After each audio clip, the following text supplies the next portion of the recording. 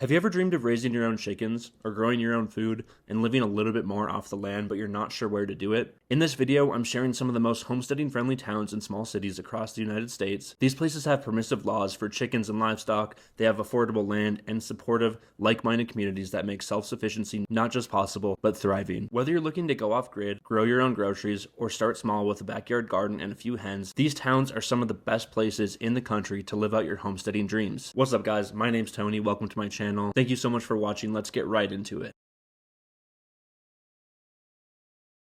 Our first destination for best places to homestead in the United States has a population of 9,400 people.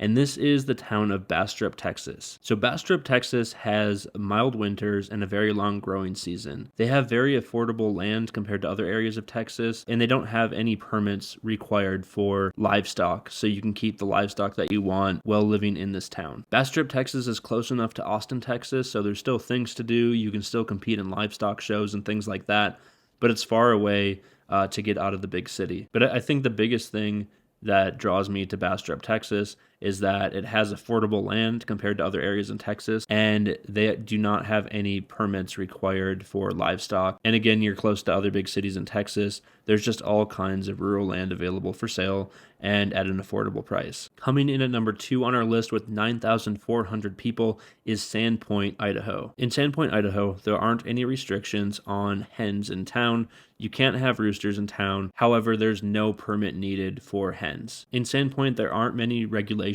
for livestock and rural properties, and you have plenty of access to water and trees and just other resources in general in order to live your homesteading lifestyle. From the research I've done on Sandpoint, there seems to be a lot of local interest of homesteading and gardening, and the community seems to be really supportive of things like that. Number 3, coming in with a population of around 2,000 people, is Eureka Springs, Arkansas, located in the northwest corner of Arkansas. Eureka Springs has an extremely low cost of living, and the property taxes are also low. There's a long growing season here, and the land is naturally fertile. There are rural laws that allow for chickens and livestock in this community, and Eureka Springs is very popular with off-grid enthusiasts. So this is a really great place to try homesteading. If you are on a budget, it's a really affordable place to try it out. So Eureka Springs, Arkansas, coming in at number 3. Coming in at number 4 with a population of 7,800 people is Sebastapole, California. The really cool thing about Sebastapole, California is that it allows for gardening year-round. Sebastopole has a mild coastal climate, and the community encourages chickens and gardening in the backyards. In order to have a full-on homestead, you might still have to move out of this town a little bit. However, if you're just looking for chickens and gardening and things like that, and you want to live by a lot of like-minded people and live in an area where you can garden year-round,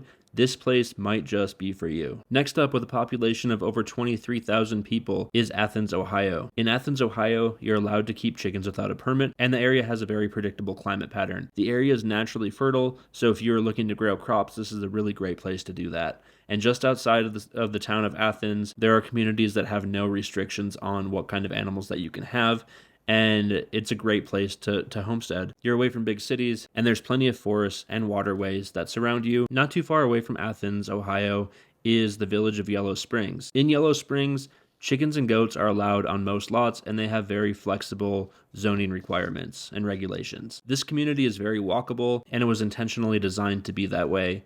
And this is a really great place to have a homestead, especially if you're interested in growing food, having chickens and having goats and things like that. It's still a very rural area, as you can tell. It's surrounded by forests and farm fields and things like that.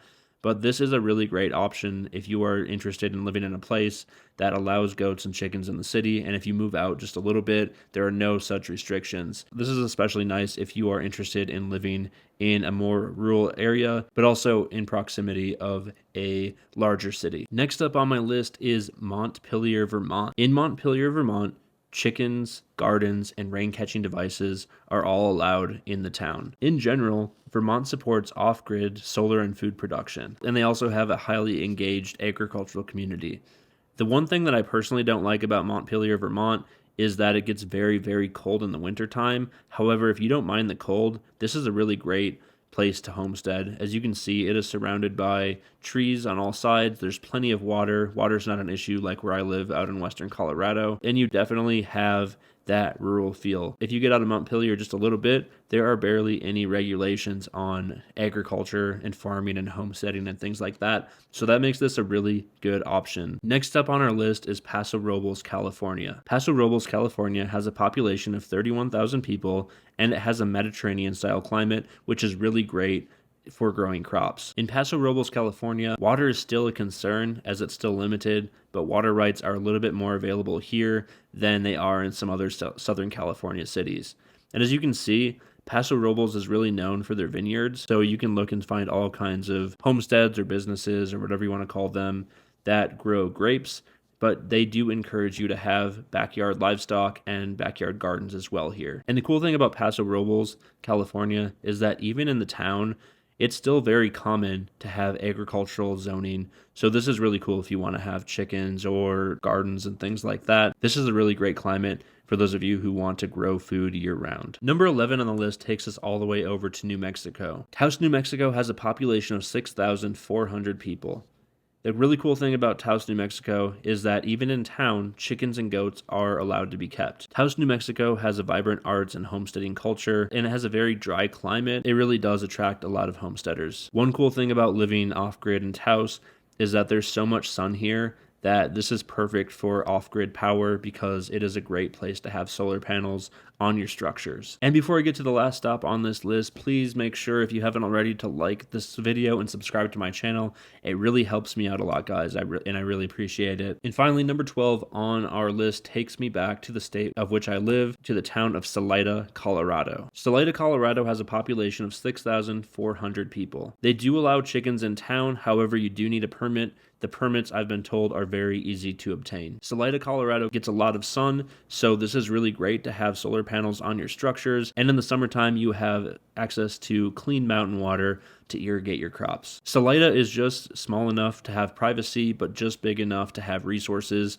And this is a really popular community with homesteaders because of the access to sun to power solar devices. And if you look right outside of Salida, there's plenty of places to move where there's not much restrictions on agriculture. So this is a really great place to homestead if you don't mind a dry environment. Homesteading doesn't have to mean going completely off the grid, living in the middle of nowhere, or anything like that. These towns prove that you can live sustainably and still have a supportive community, access to resources, and a lifestyle rooted in purpose. Let me know down in the comments which one of these towns that you would move to, and if you're already living the homestyle dream, let me know down in the comments as well where it is that you live and homestead at. Make sure to like and subscribe my video if you haven't already. Again, my name is Tony, and I will be posting all kinds of homesteading content. I'm based over in western Colorado on a small acre of land. I'm trying to show everybody that you don't need a ton of land in order to have a homestead.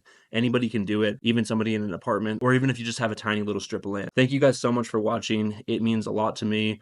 Let me know down in the comments what kind of content you'd like to see me post here on my channel. And until next time, stay cool.